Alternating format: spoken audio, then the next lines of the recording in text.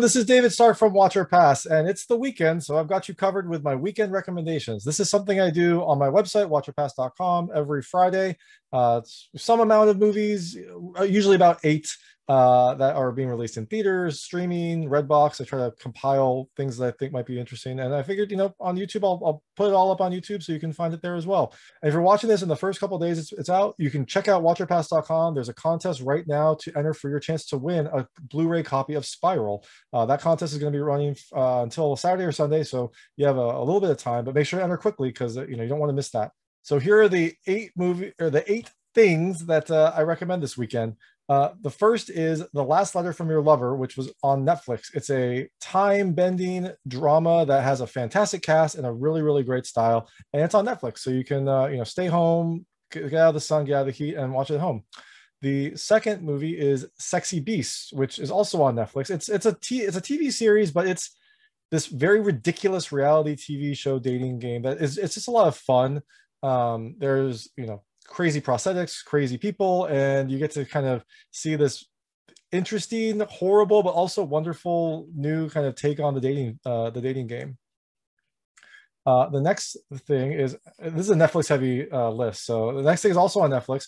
It's a Trollhunters Rise of the Titans. And this is it's a movie that concludes I guess the Trials of Arcadia. It's 3 different series that kind of builds up to this. It's 88 total episodes. So the people that are excited about this have been waiting a very long time. So don't jump in if you haven't watched the previous stuff. But if you're a Trollhunters fan, this is something you're going to want to watch. Although the ending has had some mixed feelings from people that have been watching and commenting on the review. The next thing is also on Netflix. This is a series, Sword Art Online. I kind of have this for people who are disappointed in Trollhunters and want to find something new, or maybe people that are disappointed that Trollhunters is over and want to look for something new. It's an anime, so it's in Japanese, but it's subtitled. I don't know if you don't like that, then it's probably something else. But this is personally one of my favorite anime. It's a great it's a great story. It's a fantasy setting. I really like the main character, and I like the overall setup. And it has some depth to the story. So it's a nice new series to pivot to if you're looking for something after Trollhunters has concluded. There aren't a ton of great theatrical releases this week. For the theaters, though, I'm putting Old on the list. The main contenders are Old and Snake Eyes, and they're both okay films. But I think Old you probably want to see because the twist is always the big thing with M. Night Shyamalan. You want to make sure that you don't know the twist. If you do want to know the twist, the review is on watchpass.com, but you probably don't want to know the twist. So check it out in theaters before it's spoiled for you, so you can kind of have that M. Night Shyamalan moment.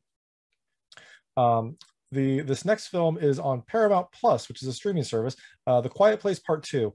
It's not as good as the original Quiet Place, but it has a lot of the same things that made it great. It has, the great cast. Emily Blunt is kind of the headliner, and you have this really, really interesting idea where you have a horror film, but everyone has to be quiet. And so you have all these things that happen to muffle sound, even when terrible things are going on. And I think it's a really exciting way to watch it, and it's a very different experience than a lot of the other horror films. I guess maybe like Lights Out is similar, where you can't make any sound, but The Quiet Place did it very, very well, and The Quiet Place Part 2 continues that. The next recommendation is for Redbox. If you have a Redbox near you, Redbox is a really easy way to rent a movie for a night, and it's relatively cheap.